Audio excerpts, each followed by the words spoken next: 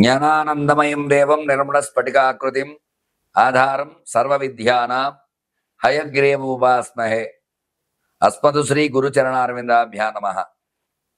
September నెలలో గ్రహ అనుకూలతలు ఏ రకంగా ఉన్నాయి, ఏ గ్రహం ఏ సంచారం చేస్తోంది, ఎట్లాంటి అనుకూలతలు ఉన్నాయనే విషయాన్ని చెప్పడం జరుగుతోంది. ఇందులో భాగంగానే మొట్టమొదటిగా రవి కన్యా రాశి సంచారం. నవగ్రహాల్లో గ్రహాలకు అధిపతి అయిన రవి కన్యా రాశి సంచారం చేయటం. ఈ కన్యా రాశి బుధుడు అధిపతి అవడం వల్ల బుధుడికి రవి మిత్రుడే అయినప్పటికీ కూడా కొంతమేర రవి అనుకూలత ఉండి కొన్ని రాశుల వారికి ప్రతికూల యోగాలు ఖచ్చితంగా ఉన్నాయి.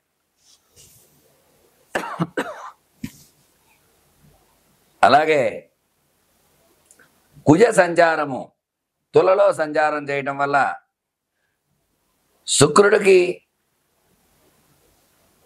కుజుడు ప్రతికూలం కాబట్టి శత్రు రాశిలో కుజ సంచారం చేయటం వల్ల చిన్న చిన్న ఇబ్బందులు, వ్యాపార లావాదేవీల్లో ఇబ్బందులు, భూ సమస్యల్లో ఇబ్బందులు ఇట్లాంటివి వచ్చే అవకాశాలు ఖచ్చితంగా ఉన్నాయి. అలాగే బుధుడు చూసుకున్నట్టయితే బుధుడు కన్యారాశి సంచారం.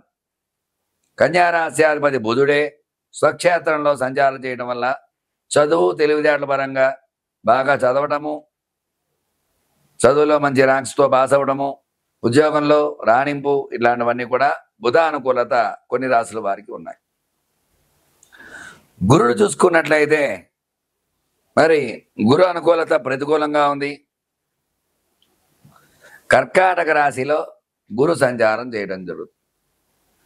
కర్కాటక రాశ్యాధిపతి చంద్రుడు అయినప్పటికీ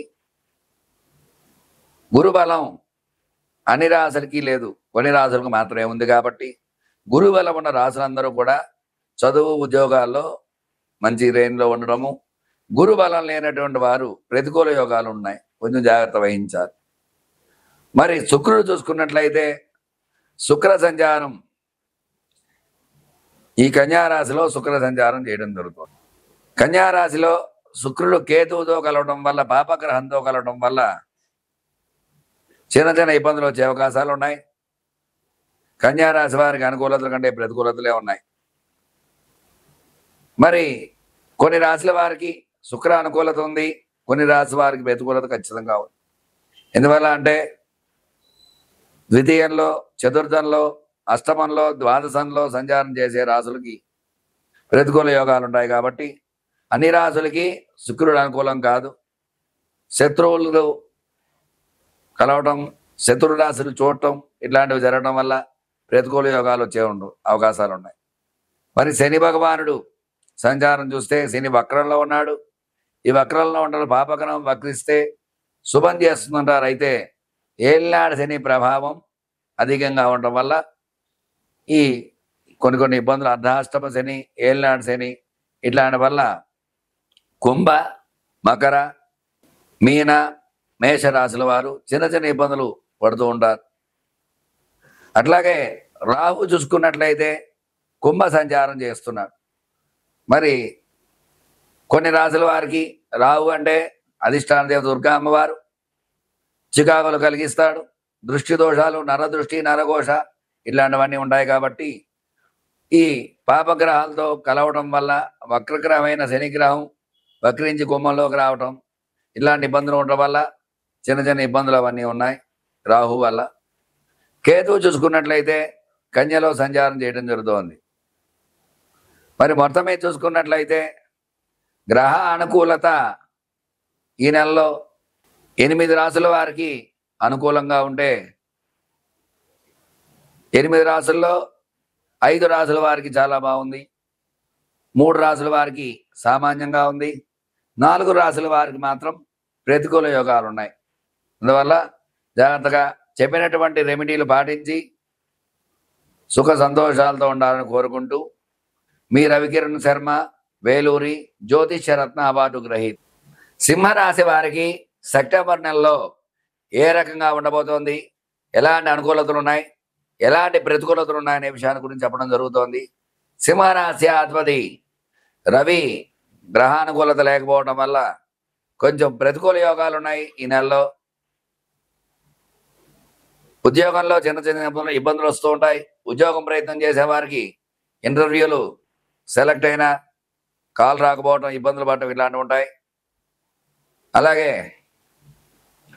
చదువుకునే పిల్లలకి జ్ఞాపకశక్తి మందగిస్తుంది.